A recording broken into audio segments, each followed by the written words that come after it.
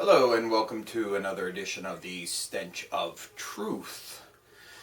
Of course, I'm sure a lot of you are aware, perhaps all of you already are aware of the tremendous tragedy that has happened in Norway. And while it would be very easy for all of us to jump to conclusions and conclude that this was the result of some sort of conspiracy by nefarious intelligence agencies, I think it's very important for us to wait until we get some more information. Now, one of the first things that came to my mind was the assassination of Olof Palme, and for any of you who are unfamiliar with that, you might want to check into that in the past. There are some things about this particular case and this particular tragedy which are of important note. And one is the activities of Norway regarding NATO.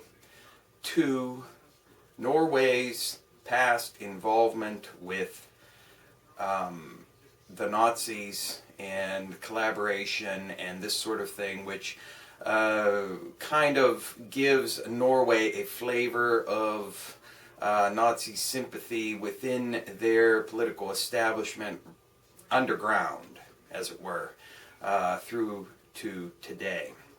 And of course, there is also the incredibly interesting timing of this particular horrendous attack and murder by this individual in Norway, with the exposition here in the United States of the idea of homegrown terrorist, which is exactly what he is described as in the news, and one should take note of that.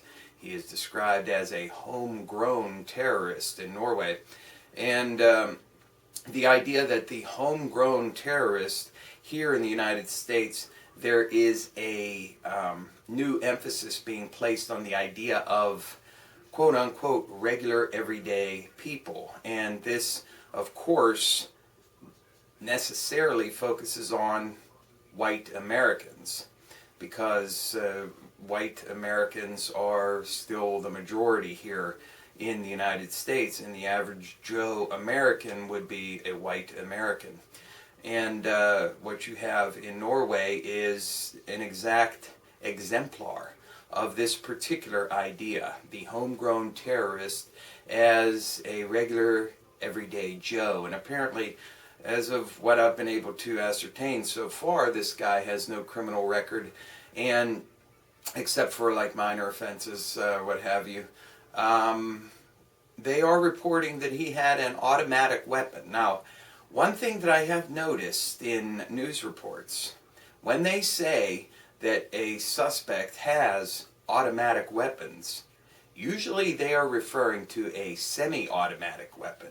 And I believe this is done on purpose to give the impression that access to guns is much too easy, and that people are running around with machine guns and automatic weapons in various situations, when in fact that is not the case.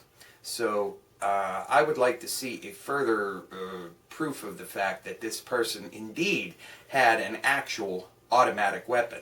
That means a machine gun, and not a semi-automatic weapon, which there is a vast difference between the two.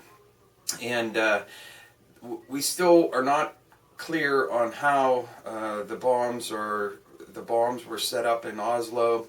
Apparently this guy had a farm, and supposedly he was able to order fertilizer, which he used to make the bombs, but I'm going to wait and see how this develops. But it certainly looks like a replay in Norway of the 1995 Oklahoma City bombing. And if it is like the Oklahoma City bombing here in the United States, an act of homegrown terrorism, quote unquote, by a quote unquote lone nut and his buddy, who had supposed right-wing leanings and anti-government stance, quote unquote, it will be almost a perfect copy of what we experienced with Oklahoma City. And we all know that Oklahoma City was much more involved and much more intricate, and did in fact involve a conspiracy.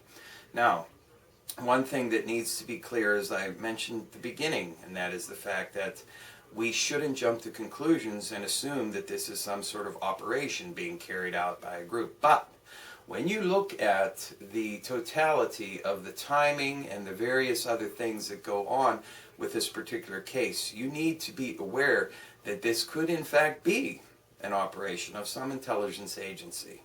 And it could have a purpose that is far beyond what the blatant facts of the case would indicate. Now, this guy is supposedly an anti-Islam person, supposedly a Christian, and this could be some measure of what is attempted to be accomplished with this particular action. I would like to see some more information before I make any conclusions on that front. But a terrible, terrible tragedy for Norway.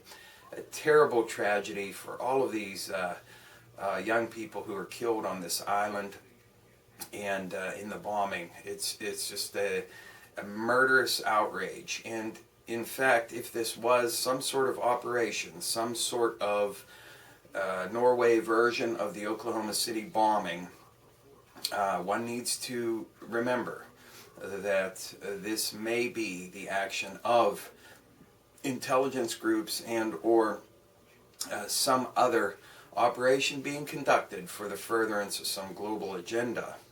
And if that is in fact the case, then we can just add more people to the death toll of the murderous intelligence agencies around the world who are trying to conduct some form of global enslavement. But on the other hand, if it is the action of a quote-unquote lone nut, one needs to wonder why this person chose to act at the time that he did. And in conjunction with so many other markers pointing to homegrown terrorists, pointing to average, everyday people, quote-unquote, and the idea that these people can just all of a sudden decide to take up arms and murder people for whatever reason. And I do believe that there is also a certain trend within society that partially is being manipulated and controlled, which creates and or promotes people into mass murder and serial murder, whether that is by the constant use of pharmacological drugs or by manipulation of people through media and mind control programs. And that is something that we have seen a continuous rise of in recent years. So while I'll wait for more information here, the timing is very interesting, and all of the circumstances surrounding this are very interesting indeed. So I highly urge everybody to keep an eye on this in order to come to a better understanding of what we're dealing with. But do not jump to conclusions yet when examining this particular issue. One final note I wanted to just illustrate to people that I do not hear a lot of people talk about. Just a very brief comment about the debt crisis here in the United States. And I do not hear a lot of people talking about this, but I think it's vitally important. And that is, why do we have a debt ceiling negotiations going on wherever they're going on, whether they're in the House or the Senate or between the White House and Congress, that are secret? Why are these things secret? Now, one has to ask oneself the question, why? What is the rationale? Where is the reasoning behind having something conducted in secret? And of course, there is a rational reason for this to occur in secret, and that is because they do not want people to know what it is they're talking about. And the reason they do not want people to know what they're talking about is because the debt ceiling increase and the deal that they're going to make is going to stab the average American in the back. It's going to stab the poor right in the kidney with a rusty shiv.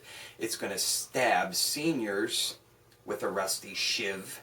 And it's going to stab Medicare beneficiaries in the kidney with a rusty shiv, while the rich corporations and all the other wealthy groups, companies, banks, and financial institutions are going to continue to reap the benefits of a society that requires them to contribute virtually nothing and enjoy all the benefits thereof.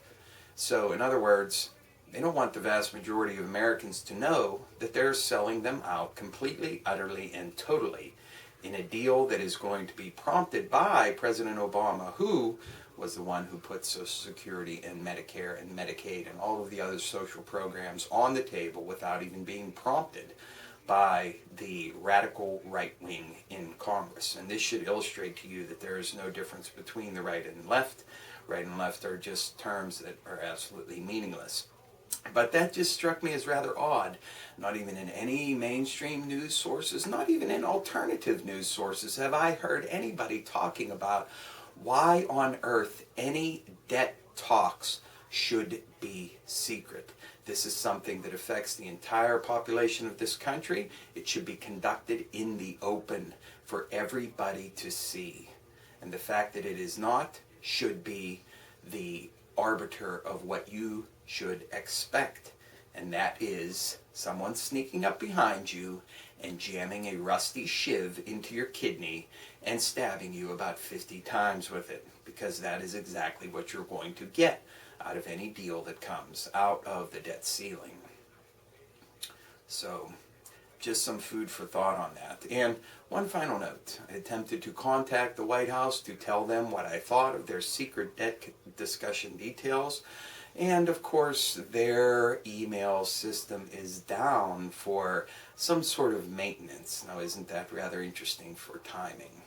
So, just some more food for thought. Thank you. Good day.